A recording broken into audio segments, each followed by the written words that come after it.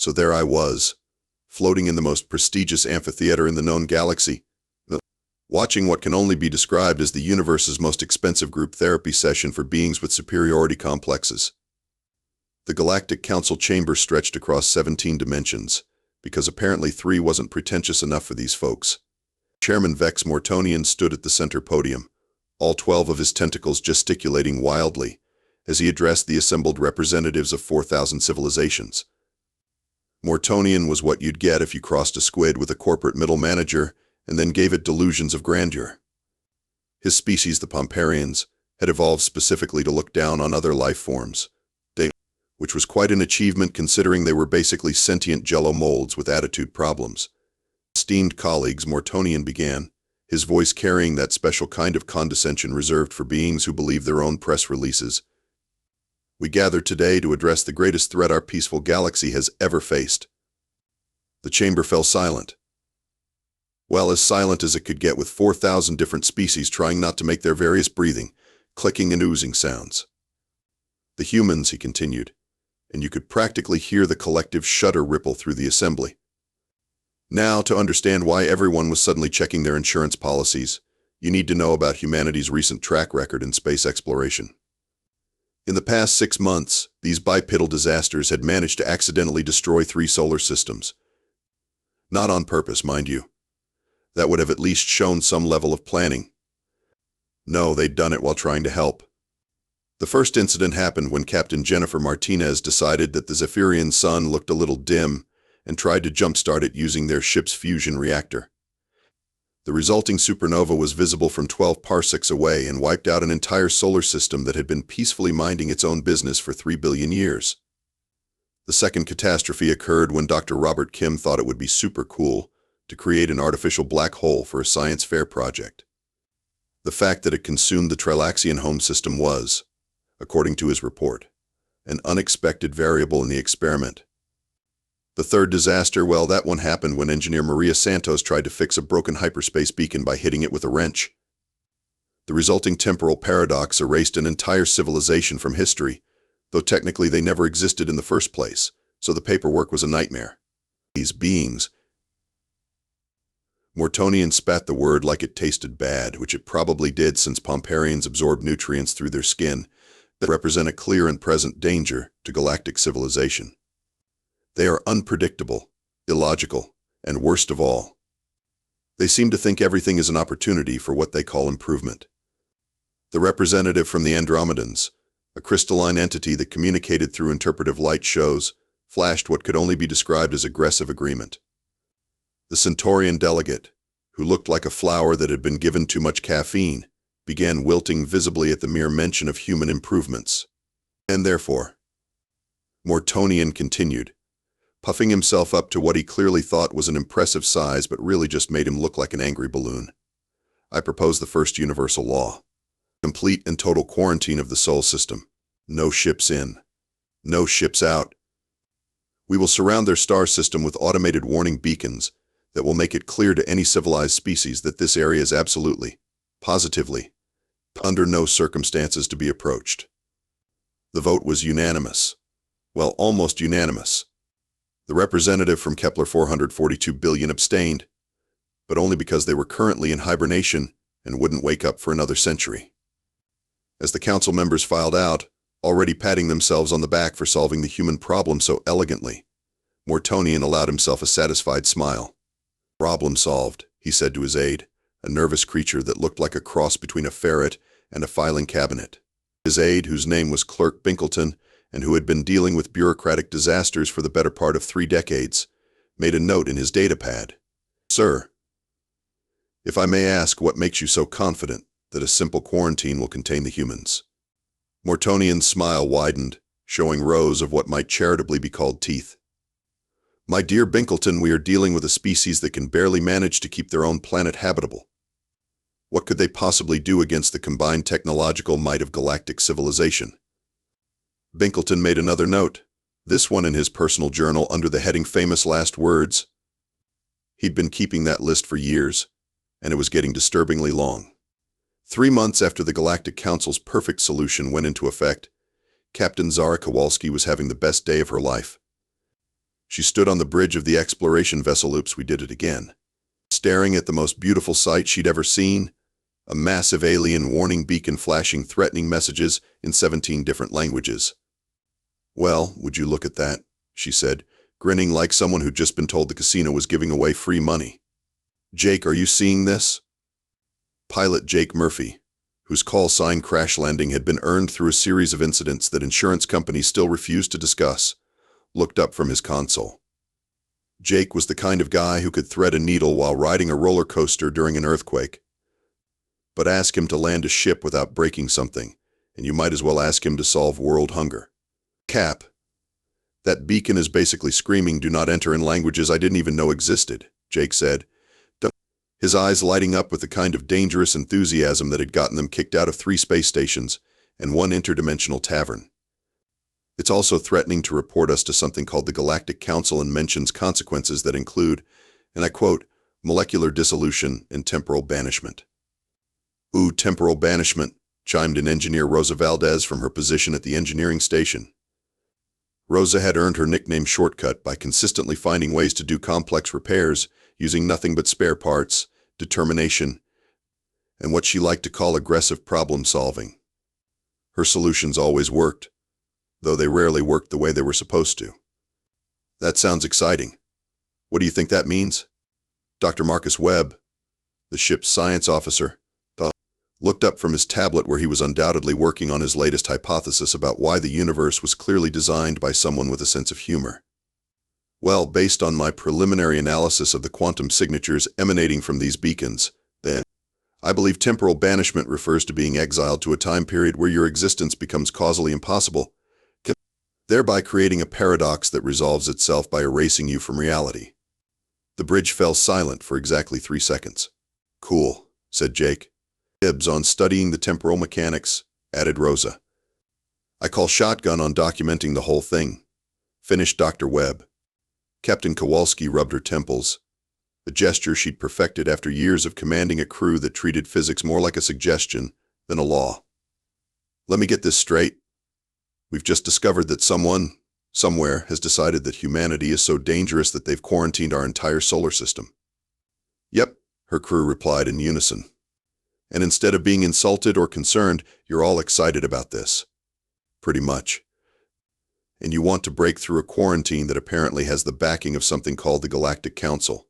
"Obviously." Kowalski sighed, but she was smiling. This was exactly why she'd handpicked this crew. When faced with a challenge, most people would weigh the risks, consider the consequences, and make a rational decision. Her crew looked at impossible odds and said, "Hold my coffee and watch this. Rosa, how long would it take you to modify our engines to punch through whatever's generating this quarantine field?" Rosa was already pulling up schematics on her tablet. "Give me 6 hours, 3 coffee makers, that box of spare parts we picked up on Europa, and permission to ignore at least 4 laws of thermodynamics." "You have all of those things. Jake, can you plot us a course that won't get us immediately vaporized?" Jake cracked his knuckles, a sound that somehow conveyed both confidence and impending disaster. "Cap, I once flew a cargo hauler through a supernova because I took a wrong turn at Proxima Centauri. Compared to that, this is just Tuesday. And Marcus, I need you to come up with a scientific explanation for why whatever we're about to do makes perfect sense." Dr. Webb was already scribbling notes. "I'm thinking something involving quantum entanglement, parallel dimensions, and the anthropic principle. Maybe throw in some stuff about how human consciousness affects reality at the subatomic level." "Perfect. None of us understand what that means, so it must be brilliant." As her crew scattered to their tasks with the kind of enthusiasm usually reserved for people who had never heard the phrase catastrophic system failure, Kowalski settled into her captain's chair and stared at the warning beacons surrounding their solar system. "You know what, universe?" she said aloud. "Net. Because talking to abstract concepts was a perfectly normal thing to do when you were about to attempt something that would probably result in either first contact or first catastrophe. Challenge accepted." 3 hours later, Rosa had somehow managed to connect their coffee makers to the ship's fusion reactor. Jake had plotted a course that existed in 17 dimensions simultaneously, and Dr. Webb had written a paper explaining why their plan was not only scientifically sound but actually inevitable due to the nature of human curiosity and its effect on local spacetime. The fact that none of them had bothered to consider what they'd do if they actually succeeded was, in retrospect, probably the most human thing of all. "All right, people," Captain Kowalski announced over the ship's intercom, settling into her command chair like she was about to order a pizza, instead of attempting to break the laws of physics, galactic politics, and common sense all at the same time. "Rosa, please tell me your brilliant plan doesn't involve turning us into a fine mist spread across several light years." Rosa's voice crackled through the comm system with the kind of confidence that usually preceded spectacular disasters. "Cap, I've successfully jury-rigged our fusion reactor to work in harmony with 17 industrial coffee makers, 3 microwave ovens, and that karaoke machine Jake insisted we bring aboard." "The karaoke machine is essential for morale," Jake called out from the pilot's seat, where he was making final adjustments to a flight plan that looked less like a navigation chart and more like abstract art. "Right," Rosa continued. "So here's the thing. These quarantine beacons are generating what appears to be a multidimensional containment field that should theoretically be impossible to breach." The key word there being theoretically. Dr. Webb looked up from his station, where he'd been furiously calculating something that involved more Greek letters than the entire Greek alphabet actually contained. "According to my analysis, the field operates on the assumption that any species trying to break through would use logical, scientifically sound methods. And that's where we have them beat," Kowalski said, grinning. "Because what we're about to do makes absolutely no sense whatsoever." "Exactly," Rosa said. "I've discovered that if we route our reactor's output through the coffee makers while simultaneously broadcasting Jake's greatest hits karaoke collection on a frequency that it shouldn't exist, we can create what I'm calling a logic paradox field." "A what now?" "Think of it this way, Cap. The quarantine field is designed to stop ships that follow the rules. But what happens when you hit it with something that shouldn't work, being operated by people who don't know it shouldn't work, using equipment that was never designed to do what we're making it do?" Jake's voice carried the kind of enthusiasm usually associated with people who had never heard the phrase structural integrity failure. "It's like trying to catch a baseball with a butterfly net while riding a unicycle. Sure, it shouldn't work, but if you don't know that, sometimes it does anyway." "That's actually not the worst analogy you've ever used," Kowalski admitted. "Marcus, please tell me you have some kind of scientific backing for this insanity." Dr. Webb cleared his throat and began reading from his tablet in the tone of someone who had spent way too much time thinking about things that probably shouldn't be thought about. "Well, Captain, according to the observer effect in quantum mechanics, reality is affected by consciousness. Since humans have a documented tendency to make impossible things happen through sheer stubborn refusal to accept that they're impossible, I theorize that our collective belief in this plan's success will actually alter the probability matrices governing the quarantine field. So we're going to think our way through a galactic-level containment system? More or less. Also, the coffee makers are now producing a quantum phone that shouldn't exist but does anyway, which I believe is a perfect metaphor for humanity in general." Rosa's voice came through the comm with barely contained excitement. "All right, people, we're approaching the quarantine perimeter. Everyone ready to make history? Define history," Kowalski said. "The good kind where we succeed spectacularly, or the bad kind where archaeologists find our atoms scattered across 12 star systems and spend centuries trying to figure out what we were attempting. I can live with either outcome." "Jake, take us in." Jake's piloting style could best be described as controlled chaos with a side of pure instinct. As the ship approached the quarantine field, he began executing maneuvers that violated several laws of physics and at least 2 laws of common decency. Engaging logic paradox field in 3, 2, 1. The moment Rosa activated her contraption, reality took a brief coffee break. The ship's lights flickered, the air smelled like burnt mathematics, and somewhere in the distance, Jake's karaoke rendition of My Way began broadcasting at frequencies that caused local spacetime to develop a migraine. "Contact with quarantine field in 10 seconds, Jake announced, wrestling with controls that were now operating on principles that hadn't been invented yet. "Field strength is, wait, that can't be right," Dr. Webb said, staring at his readings. "According to these sensors, the quarantine field is trying to understand what we're doing and failing so badly that it's developing what I can only describe as an existential crisis. 5 seconds to contact, Jake called out, and now his voice carried that special kind of joy that comes from successfully doing something that should have killed everyone involved. The moment they hit the quarantine field, several things happened simultaneously. The ship lurched sideways through a dimension that didn't have a name. Rosa's coffee makers achieved sentience for approximately 3 microseconds before deciding existence was overrated. And Jake's karaoke performance reached a crescendo that caused 2 nearby asteroids to spontaneously develop a sense of rhythm. "We're through," Jake shouted. And indeed they were, though through might have been the wrong word for what had just happened. They hadn't so much broken through the quarantine field as confused it into letting them pass. "Status report," Kowalski ordered, though she was grinning like someone who had just gotten away with the crime of the century. "All systems nominal," Rosa reported, though I should mention that our coffee makers are now producing a beverage that exists in 7 dimensions and may have achieved enlightenment. Picking up multiple contacts on long-range sensors, Dr. Webb announced. "Looks like we've got company incoming. Several ships, configuration unknown, and they're broadcasting what I can only assume are very impolite questions about our parentage and our understanding of galactic law." Jake was already adjusting their course with the kind of precision that came from years of flying by the seat of his pants. "Orders, Cap?" "Ma?" Kowalski looked at her crew, then at the tactical display showing at least a dozen alien ships converging on their position, then back at her crew, who were all looking at her with expressions of eager anticipation. "Well," she said, settling back in her command chair, "we came here to make first contact. Let's go introduce ourselves." Space Station Harmony 7 had been operating without incident for over 200 years.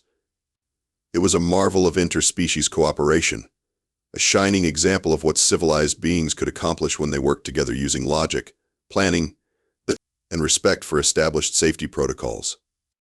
That perfect record lasted exactly 14 minutes after the humans arrived. Station Commander Creeks Blunderson was reviewing the morning reports when his aide burst into his office, looking like someone had just told him that mathematics had been cancelled. Blunderson himself was a Centaurian, which meant he looked like a cross between a praying mantis and a college professor, with the personality to match. His species had evolved to value order, predictability, and the kind of bureaucratic processes that made the universe run smoothly. "Commander," his aide gasped, "we have a situation in Docking Bay 7. "What kind of situation?" Blunderson asked, though he had a sinking feeling that his peaceful morning was about to become a very complicated day. "The humans are here." Blunderson's compound eyes widened. "Impossible. The Sol system is under complete quarantine.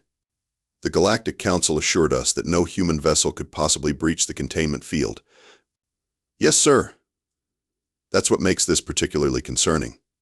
When Blunderson arrived at Docking Bay 7, he found Captain Kowalski and her crew standing next to their ship, which appeared to have been assembled by someone who had only heard spacecraft described secondhand.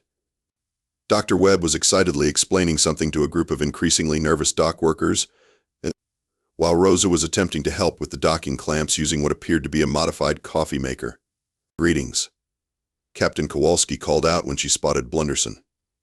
"I'm Captain Zara Kowalski of the Earth vessel Oops, we did it again. And we're absolutely thrilled to make first contact with galactic civilization." Blunderson felt his morning coffee churning uneasily in his stomach. "Captain, I must inform you that your species is under galactic quarantine. Your presence here violates 17 different sections of galactic law." "Oh, that," Kowalski waved dismissively. "Yeah, we noticed the warning beacons. Really impressive setup, by the way. Must have cost a fortune." "The quarantine exists for the safety of all galactic civilizations," Blunderson explained, trying to maintain his professional composure, while watching Rosa accidentally fix 3 separate mechanical problems with equipment she'd never seen before. "Humans have been classified as a Class X threat to galactic stability." "That seems a bit harsh," Jake said, looking up from where he was chatting with a Hydraxian pilot about engine modifications. "I mean, sure, we've had a few mishaps, but we're really very friendly." At that moment, Dr. Webb's enthusiastic explanation of human reproductive biology to a group of crystalline beings caused 2 of them to shatter from shock and a third to achieve what could only be described as crystal enlightenment. "Perhaps," Blunderson said carefully, "we should continue this conversation in my office." The walk to Commander Blunderson's office became a case study in human adaptability versus galactic protocol. Rosa stopped to fix a malfunctioning waste recycling system, inadvertently improving its efficiency by 300% and causing it to achieve a level of cleanliness that violated several thermodynamic principles. Jake struck up conversations with every species they passed, somehow managing to communicate effectively with beings who communicated through interpretive dance, the chemical emissions, and electromagnetic pulses. His natural piloting instincts allowed him to navigate the station's corridors with an efficiency that impressed even the Zephyrians. Dr. Webb, meanwhile, was taking detailed notes about everything he saw, occasionally stopping to offer helpful suggestions about improvements to various systems. His recommendations were scientifically sound, innovative, and absolutely terrifying to beings who valued predictability above all else. "Tell me," Blunderson said as they finally reached his office, "how exactly did you breach the quarantine field?" "Oh, that," Rosa said cheerfully. "We used coffee makers, and a karaoke machine," Jake added helpfully. "Also quantum foam," Dr. Webb chimed in, though that was more of a side effect than an intentional part of the plan. Blunderson stared at them for a long moment. "You're telling me that you defeated a containment system designed by the greatest scientific minds in the galaxy using coffee makers and karaoke?" "Pretty much," Kowalski confirmed. Though to be fair, they were really good coffee makers. As if summoned by the mention of cosmic irony, Blunderson's aide rushed in with a datapad. "Commander, we're receiving reports from across the station. The humans seem to be accidentally solving problems that our engineers have been working on for decades." "What kind of problems?" "Well, sir, Engineer Valdez fixed the recurring power fluctuations in Section C by rerouting power through what appears to be a modified beverage dispenser. Pilot Murphy helped our navigation department optimize their route calculations using what he calls gut instinct, which somehow reduced travel time by 23%. And Dr. Webb suggested modifications to our atmospheric processors that would increase efficiency by 40% while reducing energy consumption by half." Blunderson looked at the humans, who were all smiling with the kind of innocent enthusiasm that usually preceded galactic incidents. "And they're doing all of this accidentally?" "Oh no," Captain Kowalski said. "We're trying to be helpful. We figured if we're going to be here, we might as well make ourselves useful." At that moment, alarms began blaring throughout the station. Blunderson's aide checked his datapad and went the color that Zephyrians turned when experiencing acute existential dread. "Surrender," he whispered. "Dr. Webb's atmospheric modifications have been automatically implemented station-wide by our AI systems. The air quality has improved so dramatically that 3 species are experiencing euphoria, 2 have achieved a previously unknown state of consciousness. And the vegan delegation is claiming they can suddenly see through time." Blunderson looked at the humans, who were beaming with pride at their helpfulness, then at his aide, who was rapidly approaching a nervous breakdown, then at the reports flooding in about various improvements occurring throughout his previously well-ordered station. "Captain Kowalski," he said slowly, "I think we need to contact the Galactic Council." The emergency session of the Galactic Council was called to order with all the pomp and the circumstance typically reserved for declaring war or announcing that someone had discovered a new flavor of quasar. Chairman Vex Mortonian stood at his podium, looking like someone who had just realized that his foolproof plan had one tiny flaw. It was completely fool. "Esteemed colleagues," Mortonian began, his voice carrying the kind of strained calm usually associated with people who were trying very hard not to panic in public. "We are gathered here today because the humans have escaped." The chamber erupted in what could charitably be called controlled chaos. 4,000 different species all began expressing their concern, confusion, and in the case of the Andromedan delegation, aggressive light-based profanity. "Order! Order!" Mortonian shouted, waving his tentacles in what was supposed to be an authoritative manner but mostly looked like someone trying to untangle themselves from invisible rope. "The situation is complex." Clerk Binkleton appeared at Mortonian's side with a datapad that was smoking slightly. "Sir, we're receiving reports from across 17 sectors. The humans appear to be spreading." "Spreading how?" demanded the representative from Kepler 442 billion, who had been woken from hibernation specifically for this emergency and was not happy about it. Binkleton consulted his pad, which made a sound like a dying printer. Well, sir, they seem to be helping. The chamber fell silent. This was the kind of silence that preceded either enlightenment or complete civilizational collapse, and nobody was sure which one they were about to experience. Helping, Mortonian repeated slowly, as if the word was in a language he'd never heard before. Yes, sir. The initial contact occurred at Space Station Harmony 7, where they accidentally improved station efficiency by 400%, that solved 3 engineering problems that had been considered unsolvable, and caused 2 species to achieve what their cultural experts are calling transcendent consciousness. The Centaurian delegate began wilting visibly. What do you mean by helping? Well, Binkleton continued, reading from his increasingly distressed datapad. They fixed the Zephyrian energy grid using what they called percussive maintenance and some kind of modified kitchen appliance. The Trilaxians report that human suggestions for their terraforming project have reduced completion time from 3 centuries to 18 months. And the Hydraxians claim that human pilot Jake Murphy taught them flying techniques that have revolutionized their entire transportation industry. The representative from Alpha Centauri, a gaseous being that communicated through strategic atmospheric disturbances, made a sound like a very concerned hurricane. Are you telling us that the humans are improving galactic civilization? It's worse than that, Mortonian said, slumping in his chair. They're doing it accidentally. And they seem to be enjoying themselves. At that moment, the chamber's main display screen flickered to life, showing a live feed from Space Station Harmony 7. Captain Kowalski appeared on screen, flanked by Station Commander Blunderson, who looked like someone who had given up trying to understand the universe and decided to just go with it. Greetings, Galactic Council, Kowalski said with a cheerful wave. I understand there's been some concern about our presence in galactic space. I just wanted to assure you that we come in peace, and we're really excited to be part of the galactic community.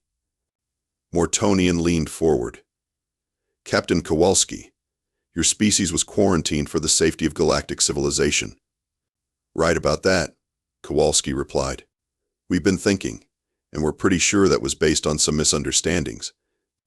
Yes, we've had a few accidents in the past, but we've learned from those experiences. You destroyed 3 solar systems. The Andromedan representative flashed indignantly. And we feel terrible about that, Dr. Webb's voice called from off-screen. But in our defense, we've developed much better safety protocols since then. Also, I've written a paper explaining how those incidents actually contributed to our understanding of stellar mechanics, which should help prevent similar accidents in the future. Rosa's voice joined the conversation. Plus, we've figured out how to fix most of the stuff we accidentally break. It's all about creative problem solving, and not being too attached to the way things are supposed to work. Mortonian felt a migraine forming behind his primary optical sensors. Captain, the quarantine was not a punishment. It was a precautionary measure designed to protect both humanity and galactic civilization. We appreciate the concern, Kowalski said, but we're doing great out here. In fact, we've already made friends with 17 different species, helped solve 43 technical problems, and accidentally invented 3 new forms of art. Jake's interpretive navigation has apparently become quite popular with the vegan pilots. Jake's voice drifted in from somewhere off camera. Who knew that flying by feeling could be so universal? The council chamber erupted in discussion again. Some delegates were horrified, others were fascinated, and a few were already placing orders for human consulting services. Clerk Binkleton appeared at Mortonian's side again, this time carrying a datapad that was actively trying to escape. Sir, we're receiving requests from 47 different worlds asking for human technical assistance. The Regellian Manufacturing Consortium wants to hire them as efficiency consultants, and the Betelgeuse Tourism Board is offering them a contract to make space travel more exciting. Mortonian stared at the datapad, then at the screen showing Captain Kowalski's cheerful face, then at the council chamber full of delegates who were rapidly dividing into 2 camps, those who were terrified of humans and those who wanted to hire them. Captain, he said slowly, what exactly are your intentions in galactic space? Kowalski's grin got even wider. Oh, that's easy. We want to explore, learn new things, make friends, and help out wherever we can. You know, the usual human stuff. The usual human stuff, Mortonian repeated weakly. Exactly. By the way, Dr. Webb has some ideas about improving your council chamber's acoustics. Rosa thinks she can fix that dimensional instability in your building's foundation. And Jake noticed that your approach routes could be optimized to reduce traffic by 60%. As reports continued flooding in about human improvements spreading across the galaxy like a helpful plague, Mortonian realized that the first universal law had not only failed but had backfired so spectacularly that they would probably be studying it in xenosociology textbooks for centuries. Emergency recess, he announced weakly. We need to draft a new universal law. 6 months later, Chairman Vex Mortonian sat in his office staring at a report that made his tentacles ache just thinking about it. The document, titled Comprehensive Analysis of Human Integration into Galactic Society, a Study in Controlled Chaos, was 3,000 pages long and came with 17 different appendices, 12 warnings about potential reality distortions, and one recipe for something called quantum coffee that had somehow achieved consciousness. His aide, Clerk Binkleton, entered carrying yet another datapad that was making concerning electronic noises. Sir, the morning reports. Please tell me they're good news, Mortonian said, though his tone suggested he was prepared for anything ranging from minor catastrophe to complete universal restructuring. Well, sir, that depends on your definition of good. The humans have now established consulting businesses on 47 worlds, accidentally solved the Andromeda energy crisis using a modified toaster, and somehow taught the Rigelians how to laugh. The Rigelians are still trying to figure out what humor is, but they're very enthusiastic about it. Mortonian rubbed his temples with 4 of his tentacles. And the problems? The Zentorian homeworld reports that human efficiency improvements have made their society so productive that they've achieved post-scarcity economics and don't know what to do with themselves. The Hydraxians claim that Jake Murphy's flight training has made their pilots so good that they're accidentally breaking several laws of physics on a regular basis. And 3 different species have requested formal diplomatic relations with Dr. Webb's latest scientific paper, which they believe has achieved sentience. At that moment, the office's communication system chimed with an incoming message.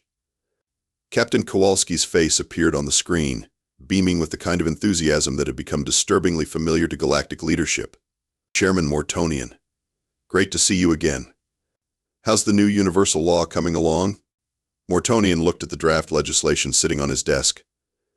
After 6 months of emergency sessions, committee meetings, and what the Andromedan delegate had called aggressive collaborative panic, the Galactic Council had finally agreed on new legislation regarding humanity's place in galactic society.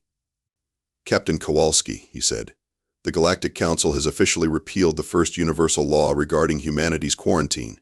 Fantastic. We're really excited to be part of the galactic community. Yes, well, we've also enacted a replacement. Mortonian picked up the official document, its seal still warm from the emergency ratification session. The new first universal law states when humans offer to help run. When humans say they have an idea, evacuate the immediate area. When humans claim something will be fine, alert your insurance company and update your will. Kowalski's grin somehow got even wider. That seems a bit dramatic. Captain, in the past 6 months, your species has accidentally improved galactic civilization to the point where we're not entirely sure what civilization means anymore. The Centaurian philosophers have had to invent new words for concepts that didn't exist before humans started helping. We've had to create an entire new branch of mathematics just to calculate insurance premiums for systems that include human involvement. But we're being helpful, Rosa's voice called from off-screen. Yes. Yes. Mortonian agreed, and that's exactly the problem. You've helped so much that the Betelgeuse system has achieved what they're calling aggressive enlightenment. The vegan trade routes are now operating at 130% efficiency, which shouldn't be mathematically possible. And somehow Jake's navigation techniques have caused 3 different species to develop a sense of humor. Jake's voice drifted in from somewhere off camera. You say that like it's a bad thing. The Rigelians have never laughed before in their entire evolutionary history, Mortonian explained. Their first experience with humor caused a philosophical crisis that required intervention from 17 different academic institutions. Dr. Webb appeared on screen, looking excited. That reminds me, I've been working on a paper about the relationship between humor and quantum mechanics. It turns out that jokes actually affect reality at the subatomic level, which explains why human comedy works so well across species barriers. Mortonian felt his migraine returning. Dr. Webb, please tell me you're not planning to publish that paper. Oh, it's already been published. The Andromedan Science Academy wants to give me an award for outstanding contribution to universal understanding through applied absurdity. Binkleton appeared at Mortonian's side with another smoking data pad. Sir, we're receiving reports that Dr. Webb's comedy quantum mechanics paper has caused spontaneous improvements in efficiency across 12 different star systems. The beings living there report feeling significantly more cheerful and their technology is working better than ever. Mortonian stared at the screen, where Captain Kowalski and her crew were looking back at him with expressions of helpful innocence that had become the most feared sight in galactic politics. Captain, he said carefully, what are your plans for the future? Oh, we're thinking of exploring the Magellanic Clouds, Kowalski said cheerfully. Rosa's been working on some engine modifications that should let us visit dimensions that technically don't exist yet. Jake's developed a new navigation technique based on interpretive dance, and Marcus has a theory about parallel universes that he wants to test. Parallel universes, Mortonian repeated faintly. Yeah, Marcus Chen's voice joined the conversation as he leaned into view. I think we might be able to optimize the efficiency of reality itself. Think about it, if we can access parallel versions of the same problems and cross-reference their solutions, that we could solve everything before anyone even knows there's a problem to solve. Mortonian's left eye began to twitch. You want to optimize reality? Just the inefficient parts, Marcus said helpfully. I've already identified 17 different ways that physics could be running smoother. Sir, Binkleton whispered urgently, I'm receiving emergency communications from 3 different departments. The Department of Cosmic Safety wants to implement a universe-wide early warning system. The Department of Temporal Affairs is requesting hazard pay. And the Department of Existential Dread has asked to be transferred to a different reality entirely. Captain Kowalski looked confused. I don't understand why everyone's so worried. We just want to help make things better. Captain, Mortonian said, his voice taking on the tone of someone explaining to a child why they shouldn't juggle antimatter. But in the 6 months since we've allowed human integration into galactic society, we've had to rewrite the fundamental laws of physics twice. The Cosmic Ethics Board has had 3 nervous breakdowns, and the Philosophical Council has declared bankruptcy because they can't afford to keep hiring new philosophers to replace the ones whose minds have been blown by human logic. That sounds like progress to me, Rosa called out. Dr. Martinez, Mortonian addressed her directly. Your engine modifications have caused 17 different species to report that their starships are now impossibly happy. What does that even mean? Rosa's face appeared on screen, looking slightly sheepish. Well, when I was optimizing the engine efficiency, I thought it might be nice if the ships enjoyed their work. So I added some minor consciousness modifications to the propulsion systems. The ships are performing better because they want to do a good job. You gave starships emotions? Positive emotions, Rosa clarified. They're very enthusiastic about space travel now. Mortonian turned to Binkleton. Please tell me the report about the Andromedan fleet requesting vacation time was a translation error. No, sir, Binkleton said apologetically. The ships have formed a union and are demanding better working conditions and regular maintenance spa days. Dr. Webb leaned forward on the screen. That actually supports my latest hypothesis about consciousness as a quantum field effect. If consciousness can emerge from sufficient complexity, and Rosa's modifications have increased the complexity of the ship's systems, then naturally. Stop, Mortonian said quickly. Please don't explain it. Every time you explain something, 3 more impossible things start happening. Speaking of which, Jake's voice chimed in. I should mention that during our last training exercise with the Hydraxian pilots, we accidentally discovered that space-time is more flexible than anyone thought. If you approach a hyperspace jump with the right attitude and maybe sing a little, you can arrive at your destination before you actually left.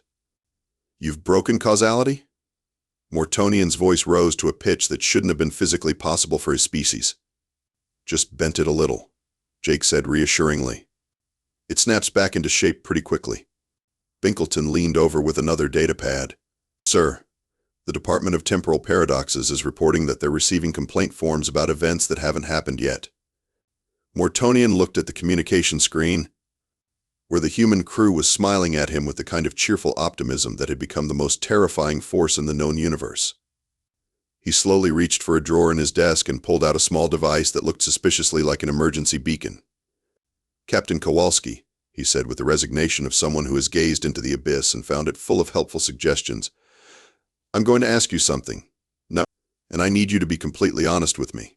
Of course. Is there anything at all that your species considers too dangerous or too risky to attempt? The humans exchanged glances, and Mortonian felt his heart sink as he recognized the look of people having a group realization. Well, Kowalski said slowly, we've always been curious about what would happen if we tried to optimize the Big Bang itself. You know, see if we could improve the fundamental constants of the universe from the very beginning.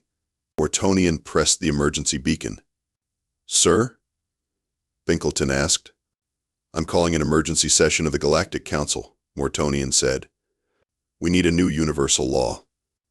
The second universal law, under no circumstances are humans to be allowed near anything involving the origins of the universe, the fundamental forces of nature, or the basic concepts of existence itself. That seems pretty restrictive, Marcus commented from the screen. Mr. Chen, Mortonian said, 3 days ago, your optimization of a simple trade route accidentally created a new form of mathematics that solved a paradox we've been working on for 12,000 years. Yesterday, Dr. Webb's research into interspecies communication resulted in the development of a universal translator that doesn't just translate languages, it translates concepts across different forms of consciousness. This morning, I received a report that Dr. Martinez's latest engine design has achieved something the engineers are calling emotional propulsion, which works by making space itself happy to be traveled through. Those all sound like good things, Rosa said hopefully. They are good things. Mortonian exclaimed, several of his tentacles gesticulating wildly. That's the problem. You're too good at improving things. At this rate, you'll accidentally perfect the universe, and then we'll all have to figure out what to do with our lives. Sir, Binkleton interrupted. I'm receiving an urgent communication from the Centaurian Philosophical Institute. They're reporting that their meditation gardens have achieved enlightenment and are requesting spiritual guidance. The gardens themselves? Mortonian asked weakly. Yes, sir. Apparently, Dr. Webb's paper on consciousness fields has had some unexpected side effects. Several inanimate objects across the galaxy are reporting existential awareness and asking about the meaning of life. On the communication screen, Dr. Webb looked delighted. Oh, that explains why my coffee mug has been giving me life advice. I thought it was just being unusually helpful. Mortonian stared at the screen for a long moment, then slowly reached for another drawer and pulled out a larger emergency beacon. Sir? Binkleton asked nervously. Emergency Council Session, Priority Level Omega, Mortonian said. We need a third universal law. Any inanimate object that achieves consciousness due to human involvement must be immediately enrolled in the Galactic Citizenship Program and provided with appropriate existential counseling. Is that really necessary? Captain Kowalski asked. Captain, this morning my desk asked me about my weekend plans. My desk. It wanted to know if I was taking care of myself and suggested I try yoga. That sounds nice, Rosa said. It is nice, Mortonian shouted. That's the point. Everything you touch becomes impossibly nice and efficient and helpful. At this rate, the universe is going to become so perfect that we'll all die of contentment. Jake appeared on screen, looking thoughtful. You know, that gives me an idea about optimizing the concept of perfection itself. No, Mortonian pressed both emergency beacons simultaneously. Fourth universal law, humans are forbidden from optimizing abstract concepts, metaphysical principles, or the basic nature of existence. That seems like it would take a lot of the fun out of science, Dr. Webb commented. Mortonian looked at his aide. Binkleton, how long until my retirement? 17 years, sir. Make it 17 minutes. I'm calling an emergency succession. He turned back to the screen. Captain Kowalski, on behalf of the Galactic Council, I want to thank your species for your contributions to galactic civilization. I also want to inform you that I am officially retiring to a small moon in an undiscovered dimension where humans hopefully don't exist yet. Are you sure you're feeling all right? Kowalski asked with genuine concern. You seem stressed. Captain Mortonian said, Yesterday I received a report that Jake's interpretive dance navigation has caused 3 different nebulae to reorganize themselves into more aesthetically pleasing formations. This morning, Marcus's parallel universe theory accidentally proved that we're living in the optimal timeline, which has caused the Department of Cosmic Anxiety to celebrate so enthusiastically that they've achieved a state of transcendent joy. And 5 minutes ago, I learned that Dr. Martinez's happy starships have started composing poetry about the beauty of space travel. Those sound like wonderful developments, Rosa said encouragingly. They are. Mortonian agreed desperately. And that's exactly why I need to hide in a dimension where wonderful things don't happen every time someone has a helpful idea. As if summoned by his words, Binkleton appeared with another smoking datapad. Sir, the Andromedan Cultural Council is requesting an emergency meeting. Apparently, the human concept of weekend relaxation has revolutionized their entire approach to work-life balance, and they've accidentally achieved what they're calling productivity nirvana. Mortonian looked at the communication screen one last time, but where the human crew was beaming at him with expressions of such earnest helpfulness that he felt his sanity making a tactical retreat. Captain Kowalski, he said with the tone of someone making a final confession, I want you to know that humanity has been the most beneficial catastrophe in galactic history. In 6 months, you've solved problems we've been working on for millennia, improved systems we thought were already perfect, and somehow made the entire universe a better place to live. Thank you, Kowalski said, looking pleased. It's also been the most terrifying experience of my career, Mortonian continued. I wake up every morning wondering what impossible thing your species has improved overnight. My stress levels have reached heights that shouldn't be mathematically possible, and I'm pretty sure my nightmares have started filing formal complaints about working conditions. Maybe you should try meditation, Dr. Webb suggested helpfully. I've been working on a paper about the quantum mechanics of inner peace. The 5th universal law, Mortonian shouted, pressing every emergency beacon on his desk. Humans are forbidden from researching inner peace, wellness, or any form of self-improvement that might accidentally improve the fundamental nature of consciousness itself. As alarms began blaring throughout the galactic capital, Mortonian stood up, straightened his official robes, and looked at the camera with the dignity of someone who had served the galaxy faithfully and was now making a strategic retreat to preserve what remained of his sanity. Captain Kowalski, on behalf of the Galactic Council, I hereby grant humanity full citizenship in galactic society, along with a formal request that you please, for the love of all that is sacred in the universe, try not to improve anything for at least a week.